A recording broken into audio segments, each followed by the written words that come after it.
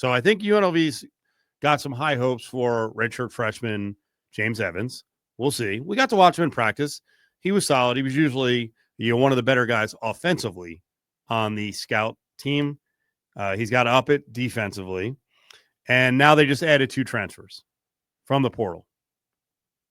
So where do you want to start? The La Tech kid? I'm excited. Yeah. Al Green, a true scorer, at that level, kind of a commensurate move across the board coming to the Mountain West. And we were talking before we took the air. I think he's going to be kind of the Julian Rishwain, so to speak, of this year's team, with over like a 45% 3-point shooter, a guy that's pretty unselfish with the ball.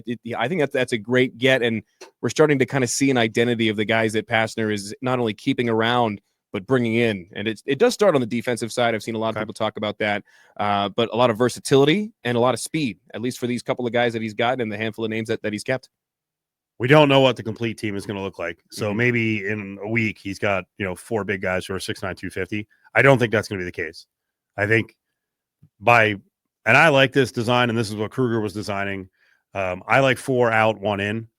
And your 4-man needs to be versatile where they can defend. Some bigs play inside, rebound inside, but also stretch so that if another team wants to go double big, like San Diego State generally is going to have double big, then you got to drag that big out to the perimeter, and that person's got to, 1, defend you, and 2, at least they're away from the glass. And I think just with the names, A, that have been kept around, and B, that have been brought up, but also C, just even the rumored names, I think that role that you had kind of mentioned is one that I haven't really seen a ton of. And obviously those guys are a dime a dozen, few and far between, the real true stretch 4s. I think he's going to have to be creative going after a guy like that, because like I said, there really hasn't been any of the targets, at least that have been made public as of yet. It's been a lot of, wing guys, a couple of point guards, 1 or 2 bigs. Like I think Benarbi is going to really be solid going into the year, knowing that at worst he's going to be a backup 5 and kind of learn under Emmanuel Stephen, who they got from Arizona, as a true 7-footer. I don't know. I'm not sure that Emmanuel Stephen is going to be a starting 5 yet. So I think they have 2 backup bigs to rotate, and we'll see. We'll see if they get more dudes, maybe a little thicker in the 6'8", 6'7" range. But yeah, La Tech's Al Green is in. Dre Gibbs, Longhorn, Illinois transfer, was a top 100 player coming out of high school.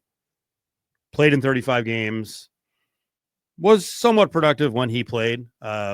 This is sort of what you see at the mid-major level as a guy going, let me drop down and get some playing time, and maybe I can start and have my career take off for a year or 2. So I think that's a good get if he's going to be one of the lead guys. Well, especially, I think I saw he played something like 15 minutes a game in the Big Ten.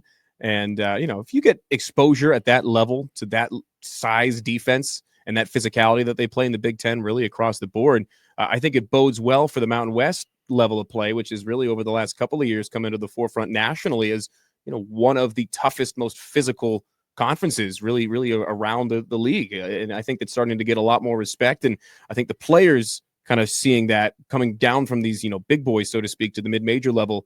I think that aura, so to speak, around the Mountain West Conference is certainly growing.